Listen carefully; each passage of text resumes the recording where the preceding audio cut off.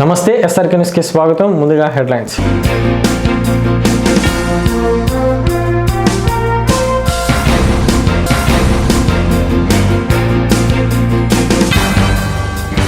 వరద ప్రభావిత ప్రాంతాల్లో నారా లోకేష్ పర్యటన, పంట నష్టంపై రైతులతో ఆరా.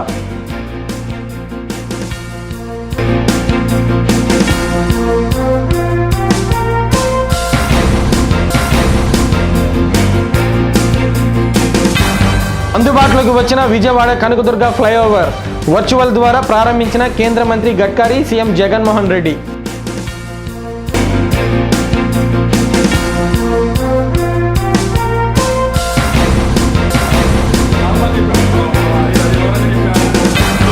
కనకదుర్గ పరమేశ్వరి దేవస్థానంలో ఈ నెల 17 నుండి దసరా ఉత్సవాలు. ఆహ్వాన పత్రికని ఆవిష్కరించిన ఆలయ కమిటీ.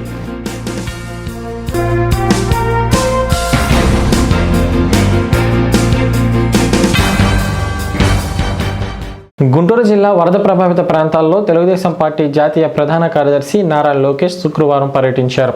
తాడేపల్లి మండలం గుండెమెడ నుండి లోకేష్ తన పర్యటనను ప్రారంభించారు.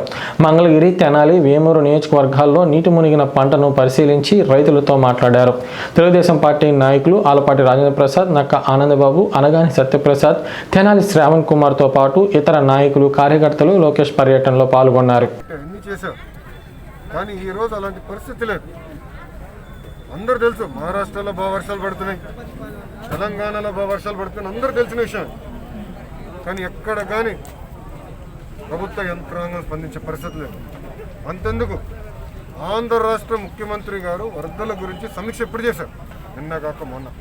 తెలియదు ఆయనకి ముందలే వరద వస్తుందని తెలీదా? అంటే భారతదేశ ప్రధానమంత్రి గారు ఫోన్ చేసిన తర్వాత ముఖ్యమంత్రి గారు సమీక్ష పెట్టారు. ఎంత అన్యాయం అండి! ఇప్పుడు మీరు చూస్తే మొన్న నవరత్నాలు అని చెప్పి ఈరోజు నేను వస్తుంటే రైతులను కలిసాను, కౌలు రైతులను కలిసాను. ఈరోజు ఆంధ్ర రాష్ట్రంలో 15 లక్షల మంది కౌలు రైతులు. వాళ్ళని అడిగా, వచ్చిందా మన రైతు భరోసా? చెప్తున్నారు ₹1 రాజేస్తారు మాకు. అదే అసెంబ్లీలో కౌన్సిల్లో మంత్రి గారు కూడా పెద్ద ఊగిపోతూ ఉంటాడు, మేము ఇస్తాము చూడండి. మంత్రి గారిని దిగి రమ్మంటున్నా, వచ్చి చూడండి వాస్తవాలు. మంత్రులందరూ హెలికాప్టర్లో గుయ్యని తిరుగుతున్నారు పైన. ఒక మంత్రి గారు కరోనా వస్తే హెలికాప్టర్లోనే ఏకంగా వెళ్ళాడు ఆయన. ఇక్కడ ప్రజలు ఇబ్బంది పడుతున్నారు, వచ్చి చూడండి, వాస్తవాలు తెలుసుకోండి. ప్రజాప్రతినిధులు స్పందించట్లేదు, అధికారులు స్పందించట్లేదు, మంత్రులు స్పందించట్లేదు, ఏకంగా ముఖ్యమంత్రి కూడా చాలా అన్యాయం జరుగుతుంది రైతులు. చాలా బాగా ఎక్కడ కానీ ఇన్పుట్ సబ్సిడీ ఇవ్వలేదు. గత ప్రభుత్వంలో డ్రిప్ ఇరిగేషన్ మరి ముఖ్యంగా రైతాంగంలో రేకెత్తించడం ఎందుకంటే ఎప్పుడు కూడా 6-7 లక్షలు క్యూసెక్కులు నీరు వచ్చినా కూడా బాగుంటుంది. ఎప్పుడు కూడా రైతులకి పంట నష్టం జరగకుండా ఆ కృష్ణమ్మ తల్లి మమ్మల్ని అందరినీ కూడా కాపాడుతూ ఉంది. కానీ జగన్మోహన్ రెడ్డి గారి పరిపాలన వచ్చిన తర్వాత వీళ్ళు అనాలోచితమైన న్యాయం కాదు, అన్యాయం. రే అనక పగలనక ఎండనక వాననక పనిచేసే రైతన్న యొక్క పొట్టని కొడతా ఉన్నారు మీ అందరూ కూడా. ప్రకృతి ఎప్పుడైనా వైపరీత్యం వల్ల నష్టపోతే పర్వాలేదు, కానీ తట్టుకొని ఏదో రకంగా నిలబడుతున్నాడు. కానీ ఈ రకమైన నష్టాన్ని ప్రభుత్వ పరంగా నష్టం చేసే కార్యక్రమాన్ని ఈ రోజున మా ప్రాంతంలో చూస్తూ ఉన్నాం. ఇది 3వసారి. గతంలో నష్టానికి గురైన రైతాంగానికి ఎవరికి కూడా న్యాయం జరగల, నష్టపరిహారం ఇవ్వాల. మరలా 2వసారి జరిగింది, అప్పుడు ఇవ్వలేదు. ఎన్యూమరేషన్ కూడా చేయటం మానేశారు. ముఖ్యమంత్రి గారు మాత్రం పర్యటన చేసి ₹5,000 ఎవరైతే ఏ ప్రాంతం అయితే ముంపు గురైందో ఎకరానికి ₹5,000 ఇస్తానన్న ప్రకటన మాటలకి పరిమితం అయింది తప్పితే ఎక్కడ కూడా చేతల్లో మేము చూడలేదు అని చెప్పి ఈ సందర్భంగా మీకు మనం చేస్తా ఉన్నాం. ఇలాంటి తరుణంలో నిన్న ఆయన చంద్రబాబు నాయుడు గారి పిలుపు మేరకి లోకేష్ గారు అదేవిధంగా నిన్నంతా కూడా మేమందరం కలవడం జరిగింది.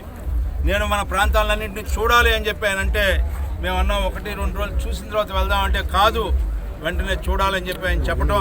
ఇవాళ ఉదయమే దుగ్గిరాల, తాడేపల్లి, అదేవిధంగా కొల్లిపర మండలం, అదేవిధంగా కొల్లూరు మండలానికి కూడా పర్యటన ఈ రోజున రైతుల్ని పలకరించాలి, ఆత్మీయంగా ఇవాళ ఆవేదనతో ఉన్న రైతాంగాన్ని భుజం తట్టి ఈ రోజున ప్రభుత్వంతో పోరాటం చేసినా సరే నష్టాన్ని నివారించే ప్రయత్నం చేయడానికి ఈ రోజున లోకేష్ బాబు గారు మన ప్రాంతాన్ని సందర్శిస్తున్నందుకు మరి ముఖ్యంగా రైతాంగంలో రేకెత్తించడం ఎందుకంటే ఎప్పుడు కూడా 6-7 లక్షలు క్యూసెక్కులు నీరు వచ్చినా కూడా బాగుంటది ఎప్పుడు కూడా రైతులకి పంట నష్టం జరగకుండా ఆ కృష్ణమ్మ తల్లి మమ్మల్ని అందరినీ కూడా కాపాడుతూ ఉంది. కానీ జగన్మోహన్ రెడ్డి గారి పరిపాలన వచ్చిన తర్వాత వీళ్ళు అనాలోచితమైన ప్రయత్నిస్తుంది అని చెప్పి సందర్భంగా మీకు మనం చేస్తాం. ఏదైతే ముఖ్యమంత్రి ఉన్నారో వారిని కృషి చేయడం కోసమే ఈరోజు కింద అధికారులందరూ కూడా కలిసి ఈ యొక్క కృత్రిమంగా ఈ వరదలు సృష్టించి ఒకేసారి మొత్తం కూడా ప్రకాశం బ్యారేజ్ వదిలి పైన కూడా మాజీ ముఖ్యమంత్రి గారు ఇల్లు ముంపుకు గురి చేసే విధంగా వాళ్ళు ఒక ప్రణాళిక వేసుకుని చేయడం వలన ఇక్కడ ఇంతమంది రైతులు ఏదైతే ఎకరాకి 50,000 రూపాయలు పెట్టుబడి పెట్టిన ప్రతి ఒక్క రైతు కూడా ఈరోజు రోడ్డు మీద పడ్డాడంటే అది కేవలం ఈ యొక్క ప్రభుత్వ యంత్రాంగం వాళ్ళు చేసేటువంటి పెద్ద మిస్టేక్ అని చెప్పి తెలియజేస్తాను. నేను ఒకటే అడుగుతా ఉన్నాను సూటిగా, ఏదైతే ఈ రాష్ట్రాన్ని పూర్తిగా ఎప్పుడు ఎలాంటి ప్రకృతి వైపుతో వచ్చినా కానీ మనం తిత్లీ తుఫాన్ చూసాము, హుదూద్ తుఫాన్ చూసాము, అప్పుడు చంద్రబాబు నాయుడు గారు అక్కడే ఈ రాష్ట్రాన్ని కాపాడిన గొప్ప వ్యక్తి. వారి ఇంటిని వారు కాపాడుకోలేరా, లేదా వారి ఇంటి మూలంగా ఎవరికి నష్టం జరుగుతుంటే వారు ఆలోచించారా అని చెప్పి అడుగుతా ఉన్నాను. కేవలం అమరావతి ప్రాంతానికి చెడ్డ పేరు తీసుకురావాలి, అలాగే ఈ యొక్క ఇంటిని ముంపుగా చూపించి ఏదో ఒకటి చేయాలని చెప్పేసి ఒక ఆ దురాచంతో ఇంతమంది వేల మంది రైతులు మేము చూస్తా ఉన్నాం. ప్రతి ఒక్క కట్ట మీద ప్రతి ఒక్క దగ్గర కూడా వేల మంది రైతులు అక్కడ ఉండి వారి యొక్క ఆవేదనని లోకేష్ బాబు తెలియజేస్తాం. తప్పకుండా విజయవాడ వాసుల చిరకాల స్వప్నం కనకదుర్గ ఫ్లైఓవర్ అందుబాటులోకి వచ్చింది. కేంద్ర మంత్రి నితిన్ గడ్కరీ, సీఎం జగన్మోహన్ రెడ్డి వర్చువల్ కార్యక్రమం ద్వారా శుక్రవారం ఈ ఫ్లైఓవర్ ని ప్రారంభించారు. అనంతరం 7,554 కోట్ల విలువైన 16 ప్రాజెక్టులకు కూడా వారు శంకుస్థాపన చేశారు. ఇదిలా ఉంటే కనకదుర్గ ఫ్లైఓవర్ అందుబాటులోకి రావడంతో నగరవాసులు హర్షం వ్యక్తం చేస్తూ రోడ్ల మీద రయ్యమంటూ దూసుకు వెళ్తున్నారు. In the August presence of Sri General Dr. V.K. Singh ji, Sri G. Kishan Reddy Garu, and Sri M. Shankar Narayana Garu. May I now request the Honorable Minister, Road Transport and Highways, to unveil the plaque, which will be accompanied by screening of a short film on the projects. Sir, kindly.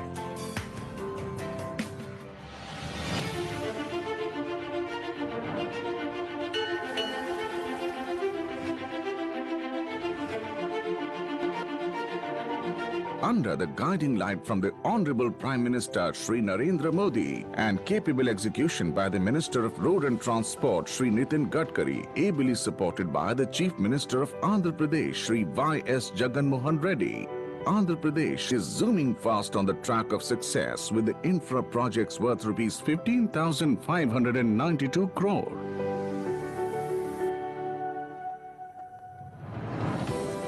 The land of Vijayawada is now witnessing the paradigm shift in growth with the completion of 2.5 kilometer long Kanak Durga flyover.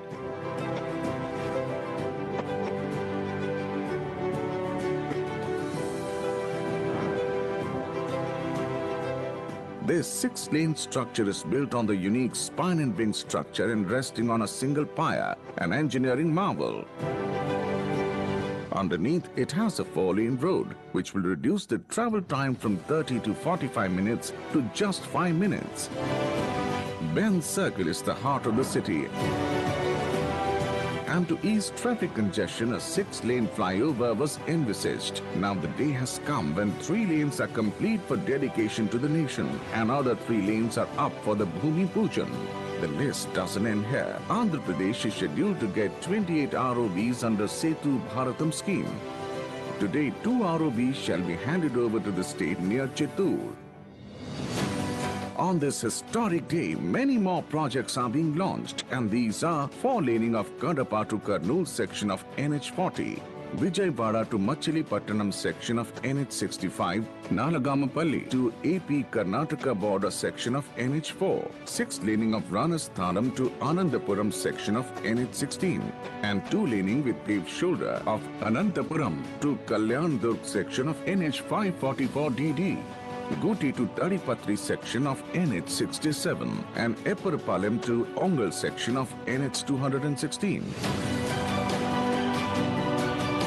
There are 15 more projects costing rupees 6,385 crore lined up for execution and start of the work. These projects include construction of 6-lane Vijayawada bypass including major bridge across River Krishna,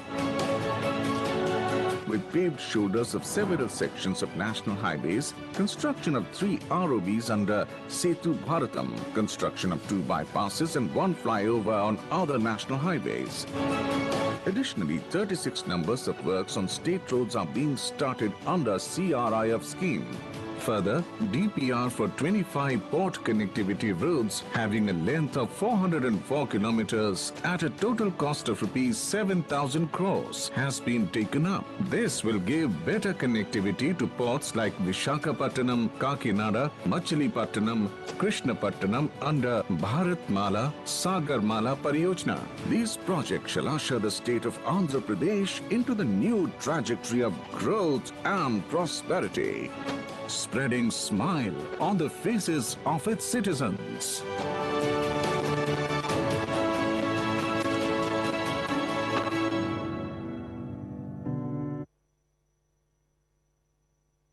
ఈ సందర్భంగా పరిగణిస్తున్నాను. ఈ ఆర్థిక సంవత్సరానికి మరొక 688 కిలోమీటర్ల రోడ్లు కూడా పూర్తయ్యేటువంటి అన్ని అడ్డంకులు కలిగినట్లయితే, ల్యాండ్ ఎక్వేషన్ పూర్తి అయినట్లయితే ఈ యొక్క రోడ్లు కూడా పూర్తయితాయని చెప్పి ఈ సందర్భంగా మనవిస్తున్నాను. అదేవిధంగా ఎంతో కాలంగా ఎదురు చూస్తున్నటువంటి కనకదుర్గ ఫ్లైఓవర్ ప్రాజెక్టు ప్రారంభంతో ముఖ్యంగా విజయవాడ ఆ పరిసర ప్రాంతాల్లో సామాజిక ఆర్థిక ప్రగతి మరింత పెరుగుతుందనే విషయాన్ని కూడా ఈ సందర్భంగా మానేస్తున్నాను. ఈ ప్రాజెక్టు రాష్ట్ర యొక్క ప్రగతిని మార్చగల సామర్థ్యం ఉంది.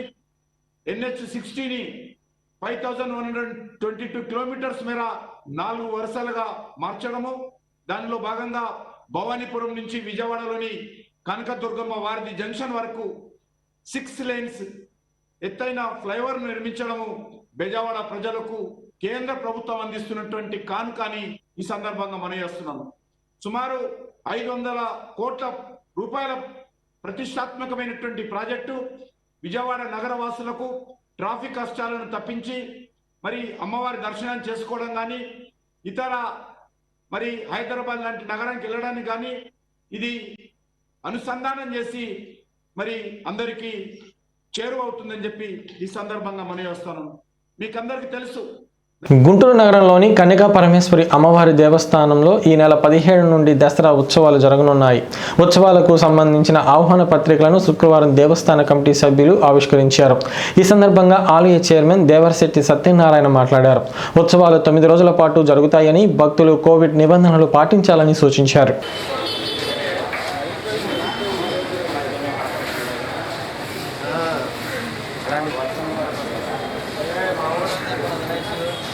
ఈ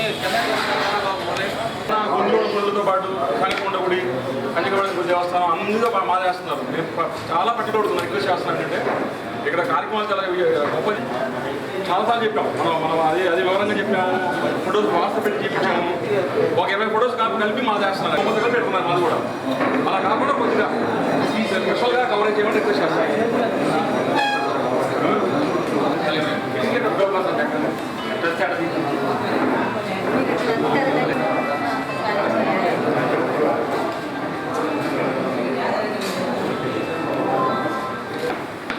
రేపు 17వ తారీఖు నుంచి 25వ తారీఖు వరకు అమ్మవారి దేవి నవరాత్రి ఉత్సవాలు ఘనంగా నిర్వహిస్తున్నాము. గవర్నమెంట్ వారి కోవిడ్-19 ఉత్తర్వుల ప్రకారం శానిటైజర్ అయితేనే మాస్కులు ధరిస్తేనే పోతేనే మేము హ్యాండ్ గ్లౌజ్ కూడా ఫ్రీగా ఇస్తున్నాము. స్ప్రే మిషన్స్ పెడుతున్నాం. 3 హ్యాండ్ శానిటైజర్కి 3 మిషన్స్ ఆల్రెడీ పెడుతున్నాము. అలానే గుడి మొత్తం 4 టైమ్స్ డైలీ శానిటైజ్ చేస్తాం తప్పకుండా. అలానే భక్తులకు కూడా అసౌకర్యం కలగకుండా ఆన్లైన్లో టైం ఫ్లాట్ దర్శనం టికెట్లు ఏర్పాటు చేసాం. చాలామంది ఆల్రెడీ బుక్ చేస్తున్నారు. అలానే మా డోనర్లకు కూడా గుడి డోనర్లకు కూడా టైం పెట్టేసి డేట్ వారీగా టైము ఏ టైంలో రావాలని చెప్పి వాళ్ళకు కూడా అలానే దర్శనం టికెట్లు ఏర్పాటు చేసాం. 99% భక్తులు సహకరించాలి. అలానే మీ మీడియా కూడా ఇట్లా దర్శనానికి జాగ్రత్త తీసుకుంటే మీరు కూడా ప్రజలకి కాస్త మోటివేట్ చేయాలని చెప్పి కోరుతున్నాను. రెండోది చెప్పారంటే ఈ సంవత్సరం మాది 99వ సంవత్సరం అమ్మవారి దేవాలయం నిర్మించి వచ్చే సంవత్సరంతో 100వ సంవత్సరం అయింది కాబట్టి నెక్స్ట్ అన్నీ బాగుండి ఈ కోవిడ్ మనల్ని వదిలిపెట్టి పోతే భారీ ఎత్తున ఉత్సవాలు చేద్దామని ఒక సంకల్పం ఉంది. ఎందుకంటే 100వ సంవత్సరం అంటే ఎప్పుడు అదొక బెంచ్ మార్క్ లాగా ఉంది కాబట్టి మహా సంతోషాలు, మహాకుంభాలు, కుంకుమ పూజలు, హోమాలు, అలానే దసరా కంటిన్యూ అయితే 3 నెలల ప్రోగ్రాం తీసుకొని భారీ ఎత్తున చేద్దామని చెప్పి ఒక ఆలోచన ఉన్నాం.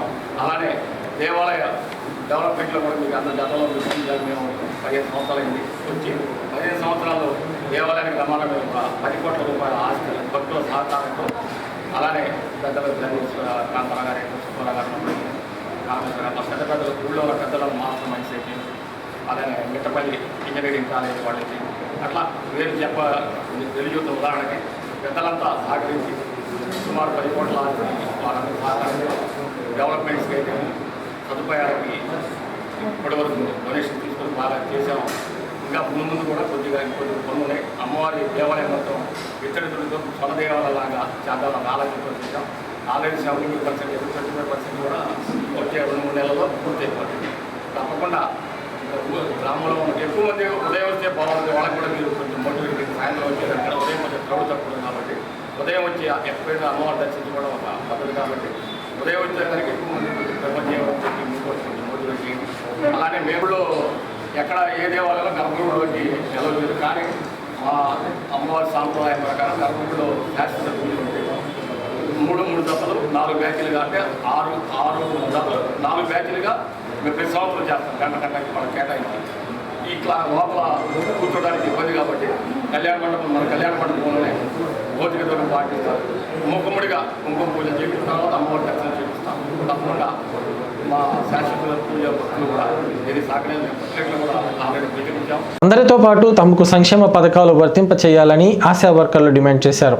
తమ డిమాండ్ని పరిష్కరించాలని కోరుతూ డిఎంహెచ్ఓ కార్యాలయం వద్ద శుక్రవారం ఆందోళన కార్యక్రమం చేపట్టారు. ఇందులో భాగంగా సిఐటియు నాయకులు శివకుమారి, నేతాజీ మాట్లాడారు.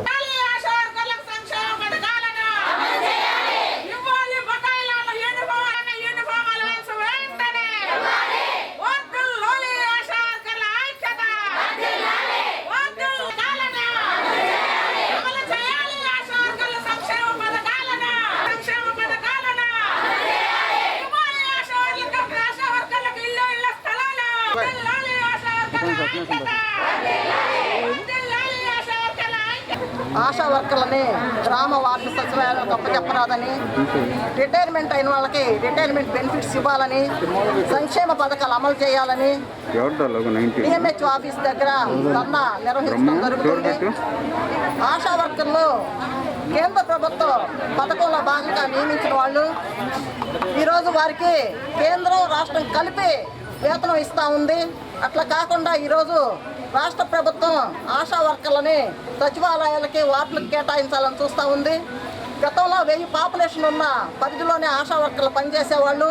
ఈరోజు వార్డు సచివాలయాలకు అప్పచెప్తే 3000 నుంచి 7000 పరిధిలో పనిచేయాల్సిన పరిస్థితి వస్తూ ఉంది. అంతేకాదు ఈరోజు వార్డు సచివాలయాలు సిబ్బంది అట్లాగే కుటుంబ సంక్షేమ సిబ్బంది కూడా 2 వైపులా వాళ్ళని ఇబ్బందులు పెట్టే పరిస్థితి కనపడతా ఉంది. అందుకని ఆశా వర్కర్లని వార్డు సచివాలయాలకు అప్పచెప్పరాదని చెప్పేసి మేము కోరుతా ఉన్నాం.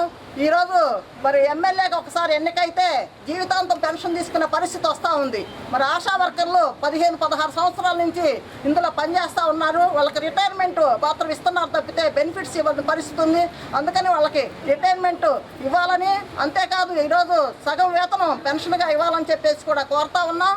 అందులో రిటైర్ అయిన వాళ్ళ ప్లేస్లో కుటుంబంలో ఒకరికి ఆశా వర్కర్గా ఇవ్వాలని చెప్తా ఉన్నాం. ఈరోజు రాష్ట్ర ప్రభుత్వం సంక్షేమ పథకాలు అమలు జరపటం లేదు. ఆశా వర్కర్లకి మీకు 10,000 వేతనం వస్తుంది కాబట్టి మీకు విడో పెన్షన్ లేదు, ఒంటరి మహిళల పెన్షన్ లేదని చెప్తా ఉంది. అంతేకాదు ఈరోజు వైఎస్ఆర్ చేయూత కూడా అమలు జరగటం లేదు. ఇళ్ళు లేని వాళ్ళకు కూడా ఇళ్ల స్థలాలు ఇవ్వని పరిస్థితి ఉంది. కాబట్టి మరి ఒకళ్ళే కుటుంబంలో ఈ వేతనం తీసుకుంటే 10,000 ఈరోజు సరిపోని పరిస్థితి ఉంది. కాబట్టి ఆశా వర్కర్లకు కూడా సంక్షేమ పథకాలు అమలు చేయమని చెప్పేసి మేము డిమాండ్ చేస్తున్నాం. ఈరోజు కరోనా సందర్భంగా కేంద్ర ప్రభుత్వం జనవరి నుంచి జూన్ దాకా నెలకు 1000 రూపాయలు ఇవ్వమని చెప్పేసి సర్కులర్ జారీ చేసి ఉంది. ఆ సర్కులర్ను కూడా ఈరోజు అమలు చేయని పరిస్థితి ఉంది. కాబట్టి వెంటనే 6,000 వేతనం ఇవ్వాలని చెప్పేసి మేము డిమాండ్ చేస్తూ ఉన్నాం. రాష్ట్ర ప్రభుత్వం ఎన్నికలకు ముందు చిన్న ఉద్యోగులకు ఉండేటువంటి ఆశా వర్కర్ల జీవితాల్లో వెలుగులు నింపుతామని చెప్పేసి అనేటువంటిది ప్రభుత్వం ప్రకటించడం జరిగింది. అధికారంలోకి వచ్చి మీకు 10,000 రూపాయలు జీతం చేస్తున్నామని చెప్పేసి అనేటువంటి చెప్పింది.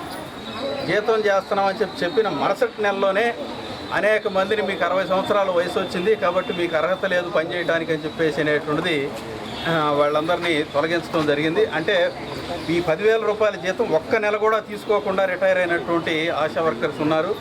గత 12-13 సంవత్సరాలు పైగా వీళ్ళు తినకో నెలకి 100-200 రూపాయలకు సంబంధించినటువంటి పారితోషికంతో కూడా పనిచేసినటువంటి వాళ్ళకి చివరికి 10,000 రూపాయల జీతం చేతికి వస్తుంది అని చెప్పేసి ఆశిస్తున్నటువంటి సమయంలో రిటైర్మెంట్ చేయటమే కాకుండా రిటైర్మెంట్ సందర్భంగా ఏ ఉద్యోగికైనా సరే ఒక గ్రాట్యుటీ ఇవ్వటం, ఆ తర్వాత రిటైర్మెంట్ పెన్షన్ ఇవ్వటం, ఇట్లా రకరకాలైనటువంటి సౌకర్యాలు అన్ని రంగాల్లోనూ కూడా ఉన్నాయి.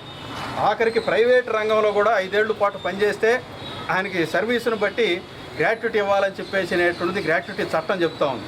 కానీ ఆశా వర్కర్స్ సంబంధించి ఏ రకమైనటువంటి రిటైర్మెంట్ బెనిఫిట్ లేకుండా తీసి అవతల బారే చేస్తూ ఉన్నారు. అంతేకాదు నువ్వు ఆశాగా పనిచేసావు కాబట్టి నువ్వు ఇళ్ల స్థలం పెట్టుకోవడానికి అర్హత లేదు. ఆశాగా పనిచేసావు కాబట్టి నీకు వృద్ధాప్య పెన్షన్కి గవర్నమెంట్ ద్వారా వచ్చే వృద్ధాప్య పెన్షన్కి అవకాశం లేదు. ఈ రకంగా గవర్నమెంట్ పథకాలు ఏమీ వర్తించకుండా చేయటం అని చెప్పేసి అనేటువంటిది ఒక రకంగా చెప్పాలంటే ఆశా వర్కర్స్ని అవమానించడం అని చెప్పేసి అనేటువంటిది మేము సిఐటిగా భావిస్తూ ఉన్నాం. అందుకని తక్షణమే ఆశా వర్కర్స్తో చర్చలు జరపాలి. రిటైర్మెంట్ బెనిఫిట్స్ ఇవ్వకుండా ఉన్నంతకాలం వీళ్ళని రిటైర్ చేయడానికి వీల్లేదు. వాళ్ళ సర్వీసులో ఎంతకాలం కొనసాగటానికి సంసిద్ధంగా ఉంటే వాళ్ళని కొనసాగించాలి. లేదంటే రిటైర్మెంట్ బెనిఫిట్స్ 3 లక్షలు ఎక్స్గ్రేషియా ఇచ్చి, అట్లాగే ప్రభుత్వం వృద్ధాప్య పెన్షన్ వృద్ధులకి 2,40,000 రూపాయలు వృద్ధాప్య పెన్షన్ ఇస్తానని చెబుతుంది. ఆ పెన్షన్ కూడా వీళ్ళకి అర్హత లేదని చెప్పడం అనేటువంటిది ఇది ఎంతవరకు న్యాయం అనేటువంటిది జగన్మోహన్ రెడ్డి గారు ఆలోచించాలి. ఈ పద్ధతులు, ఈ అన్యాయాన్ని మేము సహించం. రాష్ట్ర వ్యాప్తంగా అన్ని జిల్లాల్లోనూ ఈ రకమైనటువంటి ధర్నాలు జరుగుతూ ఉన్నాయి. రాజధాని ఉద్యమాన్ని రాష్ట్ర వ్యాప్త ఉద్యమంగా తీసుకువెళ్తామని పలు పార్టీలు, ప్రజా సంఘాల నాయకులు స్పష్టం చేశారు. అమరావతి రాజధాని ఉద్యమం భవిష్యత్తు కార్యాచరణ అనే అంశంపై శుక్రవారం కొత్తపేటలోని సిపిఐ కార్యాలయంలో రౌండ్ టేబుల్ సమావేశం నిర్వహించారు. ఈ సందర్భంగా వక్తులు మాట్లాడుతూ రాజధానికి శంకుస్థాపన చేసిన మోడీకి ఇచ్చిన హామీలను గుర్తు చేసేందుకు పెద్ద ఎత్తున కార్యక్రమాలు చేపడతామని చెప్పారు. ముప్పాల నాగేశ్వరరావు, జంగాల అజయ్ కుమార్, నజీర్ అహ్మద్, ఈశ్వర్రావు తదితరులు ఈ కార్యక్రమంలో పాల్గొన్నారు.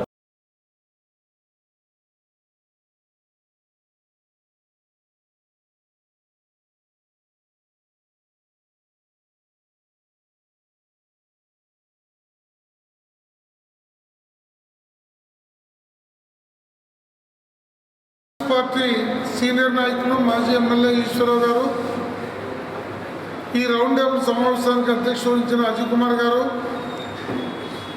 జేఏసీ జిల్లా కన్వీనర్ మల్లికార్జునరావు గారు, డాక్టర్ శైలజ గారు, తెలుగుదేశం పార్టీ నాయకులు నజీర్ గారు, ఆమ్ ఆద్మీ పార్టీ నాయకులు వరప్రసాద్ గారు, లాల్ వజీర్ గారు, మన జర్నలిస్ట్ అసోసియేషన్ నాయకులు కృష్ణాచంద్ర గారు, కిరణ్ గారు, ఇతర మిత్రులారా పెద్దలారా, మన ఇటీవల 11, 12 తేదీల్లో 300వ రోజు సందర్భంగా రాష్ట్ర వ్యాప్తంగా పాల్గొన్న సకల పార్టీల నాయకులకి, కార్యకర్తలకి, ప్రజలకి ప్రత్యేకంగా మా అందరి తరఫున అభినందనలు తెలియజేస్తూ ఉన్నాం. అలాగే ఈ నెల 22వ తేదీకి అమరావతి రాజధాని శంకుస్థాపన చేసి మోడీ గారు 5 సంవత్సరాలు నిండుతున్నది. ఈ 5 సంవత్సరాలు నిండుతున్న సందర్భంగా వివిధ జేఏసీలు వారి కార్యక్రమాలని ప్రకటిస్తూ ఉన్నాయి. అలాగే రాజకీయ పార్టీలు కూడా కేంద్ర రాష్ట్ర ప్రభుత్వాల్ని నిలవేయడానికి అక్టోబర్ 22 ఒక ప్రత్యేకంగా పేర్కొనదగినటువంటి రోజు. అమలు చేసేటువంటి దానికోసం ఈ ఆలోచనలు చేస్తున్నాము. ఆ మేరకి అమరావతి జేఏసీ కూడా ఈ రైతుల ఐక్య కార్యాచరణ సమితి వారు కూడా ఈ 2-3 రోజుల్లో వాళ్ళ కార్యక్రమాన్ని కూడా రూపొందిస్తారు. దాన్ని బట్టి తుది ఆలోచన చేసి మళ్ళా ప్రజలను ఇన్వాల్వ్ చేయడానికి చేస్తామని తెలియజేస్తుంది. పరిరక్షణ జేఏసీ ఆధ్వర్యంలో ఈరోజు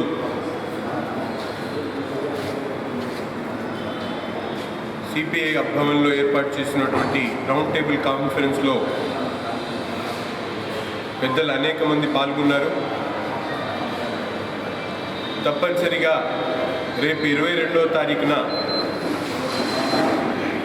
ప్రధానమంత్రి నరేంద్ర మోడీ గారు అమరావతి ప్రాంతాన్ని రాష్ట్ర రాజధానిగా ప్రకటిస్తూ శంకుస్థాపన కార్యక్రమానికి వచ్చేసి చేసినటువంటి వాగ్దానాలను, ఇచ్చినటువంటి మాటకు గుర్తు చేసే విధంగా పెద్ద ఎత్తున కార్యక్రమాలు తీసుకొని రాష్ట్రంలో ఉన్నటువంటి ప్రతి ఒక్కరు కూడా రాష్ట్రానికి జరిగినటువంటి ద్రోహాన్ని, అలాగే ఈ ప్రభుత్వం రాష్ట్ర ప్రజలకు చేస్తున్నటువంటి మోసాన్ని తెలియపరిచే విధంగా పెద్ద ఎత్తున ఉద్యమ కార్యక్రమాన్ని తీసుకొని ముందుకు సాగుతాం. ఈరోజు అనేక రకాల ప్రతిపాదనలతో పాటు పెద్దలు నాగేశ్వరరావు గారు చెప్పినటువంటి విధంగా కేవలం రాష్ట్ర స్థాయిలోనే కాకుండా, జిల్లా స్థాయిలోనే కాకుండా మండల, గ్రామ స్థాయి వరకు ఉద్యమాన్ని మరింత బలోపేతం చేసే విధంగా కమిటీలను ఏర్పాటు చేసుకోవడం, తద్వారా అమరావతిని తిరిగి ఒక రాజధాని, ఒకే రాజధానిగా కొనసాగించే విధంగా ప్రభుత్వం మెడలు వంచే విధంగా పూర్తి పటిష్ట కార్యక్రమాలు తీసుకొని ముందుకు సాగే విధంగా ఈరోజు ఈ రౌండ్ టేబుల్ కాన్ఫరెన్స్ నిర్వహించడం జరుగుతూ ఉంది. నేను ఈ సందర్భంగా పెద్దలందరి సమక్షంలో ఒక సూచనను ఇవ్వదలుచుకున్నాను.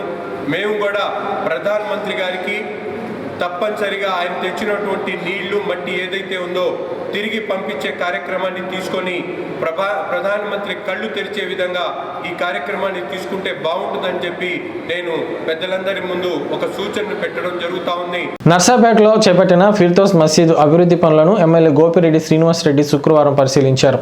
మత పెద్దలు నిర్వహించిన ప్రత్యేక ప్రార్థనలో ఆయన పాల్గొని మసీదు అభివృద్ధికి తన వంతు సహకారం అందిస్తానని హామీ ఇచ్చారు. కాజావలి, సత్తార్, కరీముల్లా, బాషా తదితరులు ఈ కార్యక్రమంలో పాల్గొన్నారు.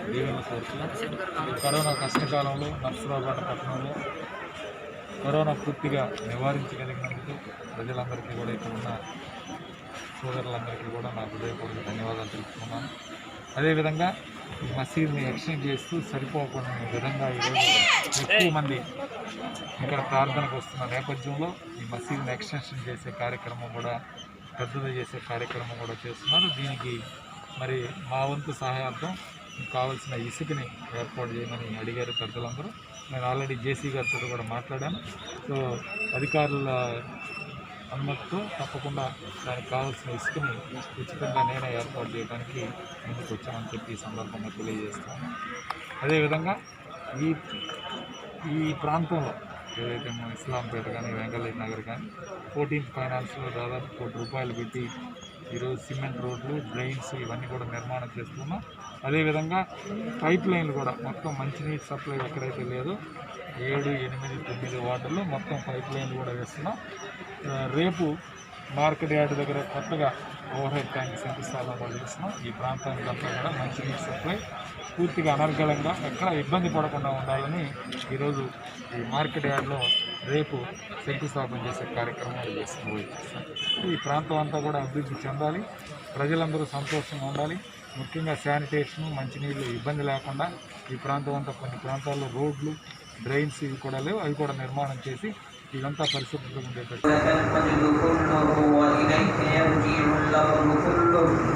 اللهم صل على محمد النبي الأمي وعلى آله وسلم تسليما. يا رب صل وسلم دائما أبدا على حبيبك خير الخلق كلهم.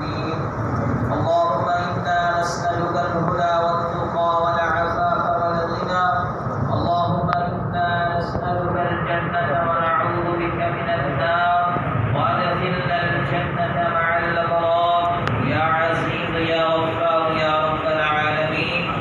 اللهم حبب إلينا الإيمان وزينه في قلوبنا وكره إلينا الكفر والفسوق والعصيان. اللهم اجعلنا అదేవిధంగా ఇళ్ల స్థలాల్లో అందరికీ సభ్యులుగా అందరికీ కేటాయించడం అవి కూడా త్వరలోనే మరి పంపిణీ కార్యక్రమం చేస్తాం. అట్లానే కరోనా కష్టకాలంలో కూడా మరి వాటిలో కౌన్సిలర్కి, మామూలకి, పట్టణాల్లో అందరికీ కూడా ఇచ్చాల్సిన పంపిణీ కార్యక్రమం. అలానే వాటిలో కూడా రంజాన్లో పంపిణీ కార్యక్రమం కూడా చేయడం జరిగింది. మరి ఈ కష్టకాలంలో మేమందరూ కూడా ఎంతో ఎగ్జామ్స్తో నర్సరావుపేట పట్టణంలో కరోనా పూర్తిగా కంట్రోల్లో ఉండడానికి మీ అందరి సహకారం ఎంతో చక్కగా ఉన్నదని ఈరోజు కరోనా పూర్తిగా నివారించడం. మరి అలానే రానున్న రోజుల్లో కూడా మీ అందరికీ తప్పకుండా సహకారం అందించే కార్యక్రమం ఎల్లప్పుడూ ఉంటుంది. ప్రభుత్వం నుంచి కానీ కానించి కానీ మరి ఈ విధంగా అందరికీ కూడా. వార్తలు ముగించే ముందు ముఖ్యాంశాలు మరొకసారి.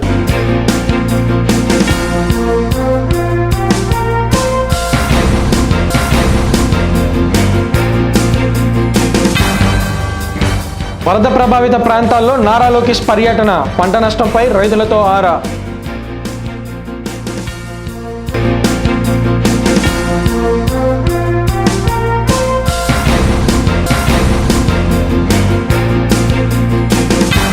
అందుబాటులోకి వచ్చిన విజయవాడ కనకదుర్గ ఫ్లైఓవర్ వర్చువల్ ద్వారా ప్రారంభించిన కేంద్ర మంత్రి గడ్కరీ, సీఎం జగన్మోహన్ రెడ్డి.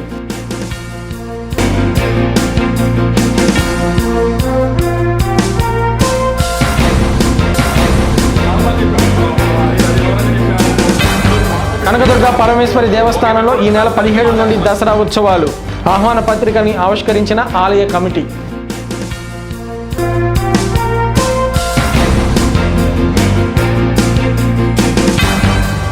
ఈ వార్తలు ఇంతటితో సమాప్తం. నమస్కారం.